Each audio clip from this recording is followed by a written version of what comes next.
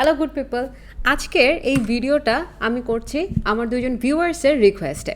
আমার চ্যানেলে ভিডিও খুব বেশি নাই, but I am trying to make more and more videos. So আপনাদের কারো আইএলটিএস এবং স্পোকেন ইংলিশ রিলেটেড কোনো রিকোয়ারমেন্ট থাকলে আমাকে কমেন্ট করে জানাতে পারেন। আজকে কথা বলবো আইএলটিএস রিডিং মডিউলের কোয়েশ্চেন টাইপ ম্যাচিং ইনফরমেশন নিয়ে। ম্যাচিং ইনফরমেশন হলো আইএলটিএস রিডিং মডিউলের অন্যতম একটি ডিফিকাল্ট প্রশ্ন। এক্ষেত্রে আপনাকে পুরো প্যাসেজ পড়ে কোয়েশ্চেনে দেওয়া স্টেটমেন্টের সাথে ম্যাচ করতে হয়, তাই আমাদের নিজের অজান্তেই অনেকটা সময় নষ্ট হয়, ফলাফল রিডিংয়ে খারাপ স্কোর। তাই ম্যাচিং ইনফরমেশন সলভ করার সময় আমাদের উচিত দুটা পয়েন্টে ফোকাস করা। এক, টাইম ম্যানেজমেন্ট, নাম্বার 2, অ্যাকুরেসি। আর তিনটে স্টেপ ফলো করে খুব সহজেই আপনি কম সময়ে ম্যাচিং ইনফরমেশন সলভ করতে পারবেন। স্টেপগুলো হলো, নাম্বার 1, কোয়েশ্চেনে দেওয়া ইনস্ট্রাকশন প্রথমে পড়তে হবে। কেন সেটা একটু পরে এক্সপ্লেন করব। নাম্বার 2, কোয়েশ্চেনের কিওয়ার্ডস বা ইম্পর্ট্যান্ট ফ্রেজেসগুলো বের করে হাইলাইট করতে হবে। নাম্বার 3, প্যাসেজে পড়ে কোয়েশ্চেনের সাথে যে স্টেটমেন্টটা ম্যাচ করে সেটাকে আইডেন্টিফাই করতে হবে। এক্ষেত্রে একটু বলে নেই, ম্যাচিং ইনফরমেশন সলভ করার সময় প্রচলিত দুটো ভুল প্রসেস আছে, যার কারণে আমাদের অনেক টাইম নষ্ট হয়। ভুলগুলো হলো, 1, প্রশ্ন না পড়ে আগেই রিডিংয়ের প্যাসেজ পড়া। নাম্বার 2, প্রশ্নে দেওয়া স্টেটমেন্টের সাথে প্যাসেজে দেওয়া ইনফরমেশন সিরিয়ালি ম্যাচ করার ট্রাই করা। ম্যাচিং ইনফরমেশন সলভ করার জন্য আমি বেছে নিয়েছি ক্যামব্রিজ 17 একাডেমিক রিডিং টেস্ট 1-এর কোয়েশ্চেন 14 to 17। সো আমি আগেই কিওয়ার্ডগুলো কোয়েশ্চেনে দাগিয়ে নিয়েছি, বাট আমার ফার্স্ট স্টেপ ছিল কোয়েশ্চেনে দেওয়া ইনস্ট্রাকশন পড়ে নেওয়া। সো আমার এখানে ইনস্ট্রাকশন দেওয়া আছে, you may use any letter more than once. আমার সেকেন্ড স্টেপ কোয়েশ্চেনের কিওয়ার্ড দাগিয়ে নেওয়া, যেটা আমি আগেই দাগিয়ে নিয়েছি। এখন আমার থার্ড স্টেপে এসে আমি যেটা করব, আমি একটা একটা করে প্যাসেজ পড়ব এবং সেটার সাথে কোয়েশ্চেনে দেওয়া কিওয়ার্ডগুলোকে ম্যাচ করার ট্রাই করব। নট নেসেসারি আমার কোয়েশ্চেনে যে কিওয়ার্ডটা আছে সেটা এক্স্যাক্টলি ম্যাচ করবে, আমাকে এখানে চিন্তা করতে হবে সিনোনিমস, প্যারাফ্রেজিং, এগুলো মাথায় রেখে আমাকে আনসার বের করতে হবে। এখন প্রশ্ন হলো, আমি কি আগে প্যাসেজ পড়ব নাকি আমি আগে কোয়েশ্চেনের সাথে সিরিয়াল বাই সিরিয়াল ম্যাচ করা ট্রাই করব। একটা মিস্টেকের কথা বলেছিলাম যে প্রশ্নে দেওয়া স্টেটমেন্টের সাথে প্যাসেজে দেওয়া ইনফরমেশন সিরিয়ালি ম্যাচ করা ট্রাই করা। সেক্ষেত্রে আমাদের অনেক টাইম ওয়েস্ট হয়। কিভাবে? দেখা গেল যে আমি 14 নাম্বার কোয়েশ্চেনের কিওয়ার্ডগুলো পড়লাম, পড়ে আমি প্যাসেজে দেওয়া ইনফরমেশনগুলো ম্যাচ করা ট্রাই করছি। সো আমি প্যাসেজ এ পড়লাম, হয়তো আনসার পেলাম না, তারপরে প্যাসেজ বি পড়লাম, সি পড়লাম, ডি পড়লাম, এরকম করে আমি পড়ে গেলাম। পড়ে গিয়ে দেখা গেল যে আমার হয়তো ই নাম্বারে আমি এর আনসার পেলাম কোয়েশ্চেন নাম্বার 14-এর। তারপরে আমি আবার কোয়েশ্চেন 15-এ আসবো, তারপরে সেটার জন্য আমি আবার পড়বো, কোয়েশ্চেন 16-এর জন্য আবার পড়বো। এতে করে আমাদের এই ব্যাক অ্যান্ড ফোর্থ করতে করতে অনেক টাইম নষ্ট হয়ে যায়। সো আমি যেটা করব, যেহেতু আমি সবগুলো কোয়েশ্চেনের কিওয়ার্ড একসাথে দাগিয়েছি, আমি প্যাসেজ থেকে যাওয়া শুরু করব। বিকজ পুরো একটা প্যাসেজ পড়ার থেকে কোয়েশ্চেনের এই 4-5টা লাইন পড়াটা বেশি ইজি। সো আমি প্যাসেজ এ থেকে শুরু করি। Stadiums are among the oldest forms of urban architecture. Was stadiums where the public could watch sporting events were at the center of Western city of life as far back as the ancient Greek and Roman empires. Well, before the construction of the great medieval cathedrals and the grand 19th and 20th century railway stations which dominated urban skylines in later eras. Today, however, stadiums are regarded with growing skepticism. Construction cost can soar above $1 billion, and stadiums finished for major events such as the Olympic Games or the FIFA World Cup have notably fallen into disuse and disrepair. So আমি এখানে যদি match করার try করি, কনসেপ্টটা যদি বলি, so এখানে স্টেডিয়ামের রোমান এম্পায়ার, গ্রিক টাইমের কথা বলা হয়েছে, 19th and 20th সেঞ্চুরিজের কথা বলা হয়েছে। তারপরে বলেছে টুডে হাউএভার। যখন আমি এখানে হাউএভার দেখছি তার মানে আমার এখানে কোনো একটা ইনফরমেশন কন্ট্রাডিক্ট করছে। তারপর বলছে স্টেডিয়ামস আর রিগার্ডেড উইথ গ্রোয়িং স্কেপটিসিজম। স্কেপটিসিজমের মানে হচ্ছে সংশয়বাদ। তার মানে এখানে একটা নেগেটিভ কিছু বলা হচ্ছে যেটা নিয়ে সন্দেহ করা হচ্ছে স্টেডিয়াম নিয়ে। আমার কোয়েশ্চেন নাম্বার 14-এর কিওয়ার্ড ছিল mention of negative attitudes towards stadium building projects. তার মানে আমার এখানে স্টেডিয়ামের প্রতি একটা নেগেটিভ কথা বলা হয়েছে। ধরে নিলাম আমি স্কেপটিসিজমের মানে জানি না, তারপরেও যখন আমি পড়ে যাব তখন আমি যদি থিমটা বুঝি, প্যাসেজের থিমটা, যেখানে কনস্ট্রাকশন কস্টের কথা বলা হয়েছে যেটা কিনা 1 বিলিয়ন হতে পারে। তারপর বলা হয়েছে যে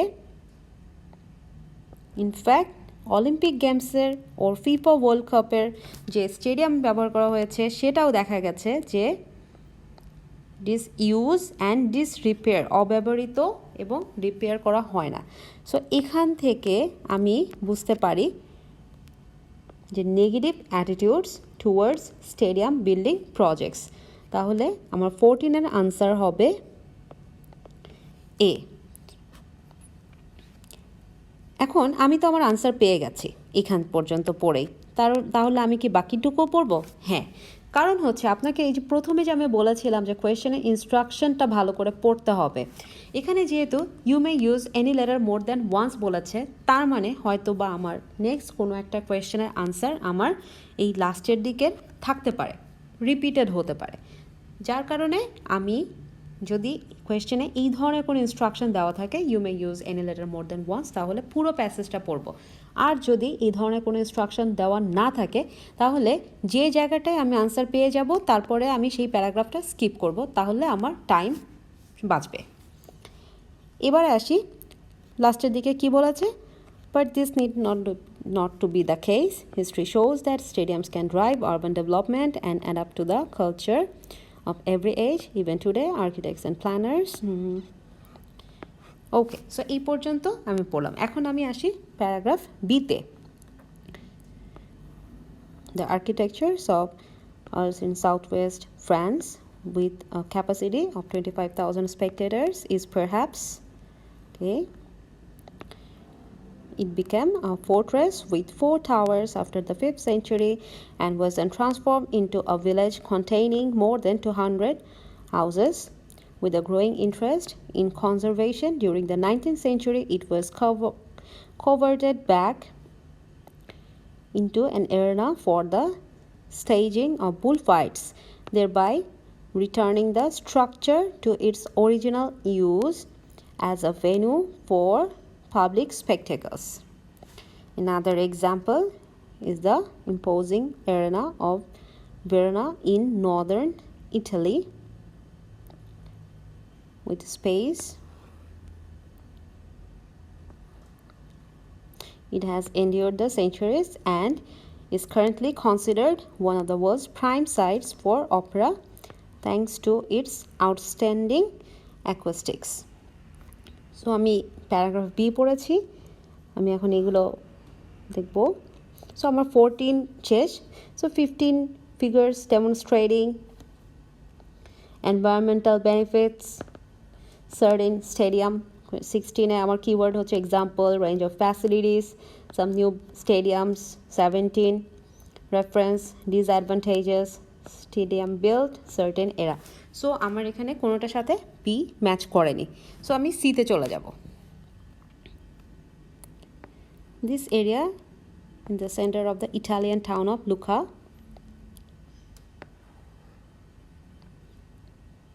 Buildings from Middle Ages until the 19th century, variously used as houses.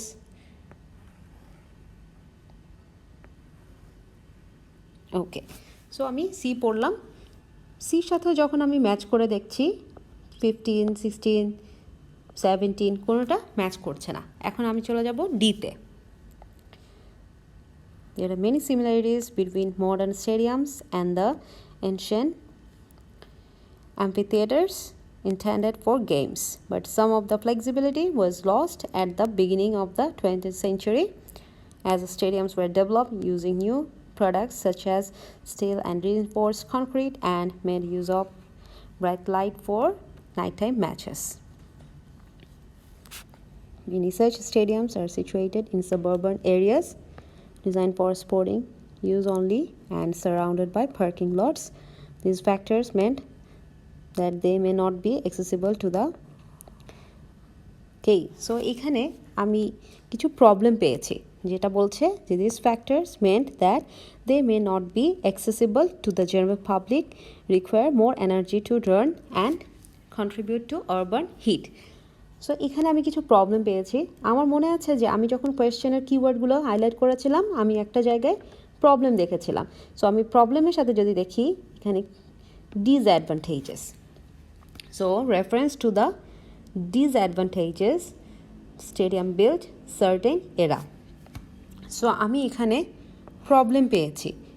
আর প্রথম দিকে এখানে একটা টাইমের কথা বলা ছিল beginning of the 20th century। তাহলে আমার কিওয়ার্ডের সাথে পুরোপুরি ম্যাচ করেছে। সার্টেন এরাও পেয়েছি, ডিসঅ্যাডভান্টেজও পেয়েছি। তাহলে আমার আনসার হবে D.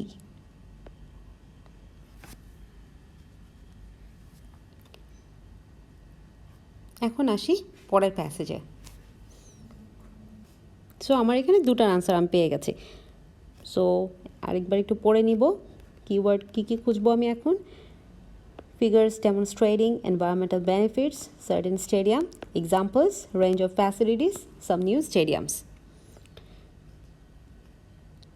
So passage E, but many of today's most innovative architects see scope for the stadium to help improve the city. Among the current strategies to seem to be having particular success, the stadium as an urban hub and as a power plant.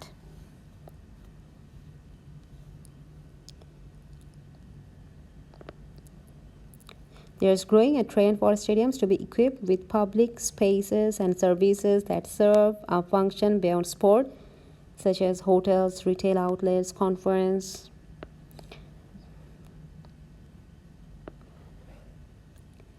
making more efficient use of land and helping to regenerate urban spaces. So এখানে অনেকগুলো ফ্যাসিলিটিসের কথা বলা হচ্ছে, hotel, retail outlet.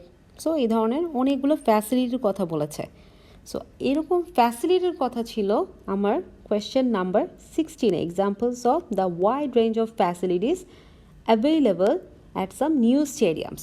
এবং আমি যদি প্রথম যে লাইনটা সেটা যদি আরেকবার রিপিট করি, এখানে বলেছে but many of today's most innovative architects. So today's most innovative, so today's দিয়ে আমি বুঝছি এখানে নিউ স্টেডিয়ামের কথা বলছে এবং আমি রেঞ্জ অফ ফ্যাসিলিটিস পেয়েছি। সো আমার কোয়েশ্চেন নাম্বার 16-এর আনসার হবে ই।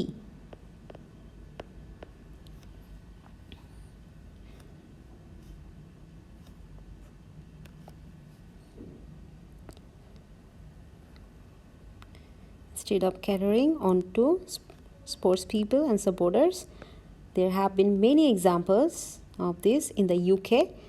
The mixed use facilities at Wembley and Old Trafford,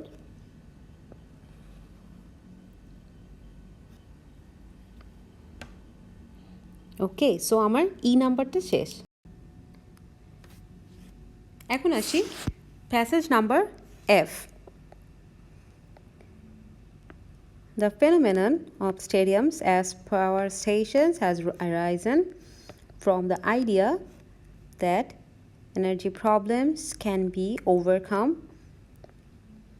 by integrating interconnected buildings by means of a smart grid, which is an electricity supply network that uses digital communications technology to detect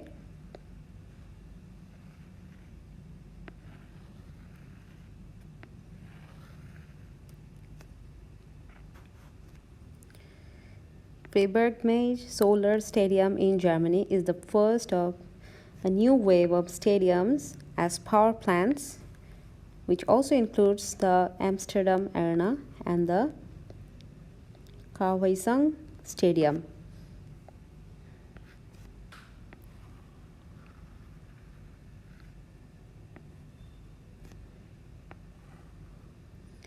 This reduces the annual output of carbon dioxide by 660 tons and supplies up to 80% of the surrounding area when the stadium is not in use. This is a proof that a stadium can serve its city and have a decidedly positive impact in terms of reduction of carbon dioxide emissions. So এখানে যেহেতু carbon dioxide ইমিশনের কথা বলা হয়েছে, power plant, electricity, specially carbon dioxide reduction, so এখান থেকে বুঝতে পারছি এটার সাথে এনভায়রনমেন্ট রিলেটেড। আমার একটা কোয়েশ্চেন ছিল যেখানে হচ্ছে এনভায়রনমেন্টের কথা বলা হয়েছিল, figures demonstrating environmental benefits of a certain stadium. So আমি আমার সার্টেন স্টেডিয়াম পেয়েছি, এনভায়রনমেন্টাল বেনিফিটের কথা পেয়েছি। সো এই ইনফরমেশনটা এফ স্টেটমেন্ট ম্যাচ করে হচ্ছে কোয়েশ্চেন নাম্বার 15-এর সাথে। So that's it. এইভাবে যদি আমরা কিওয়ার্ড ম্যাচ করে তারপরে হচ্ছে প্যাসেজের সাথে ম্যাচ করি, সেক্ষেত্রে আপনার ম্যাচিং ইনফরমেশন কম টাইমে অ্যাকুরেসির সাথে আপনি করতে পারবেন। That's it, that's all for today. Thank you so much.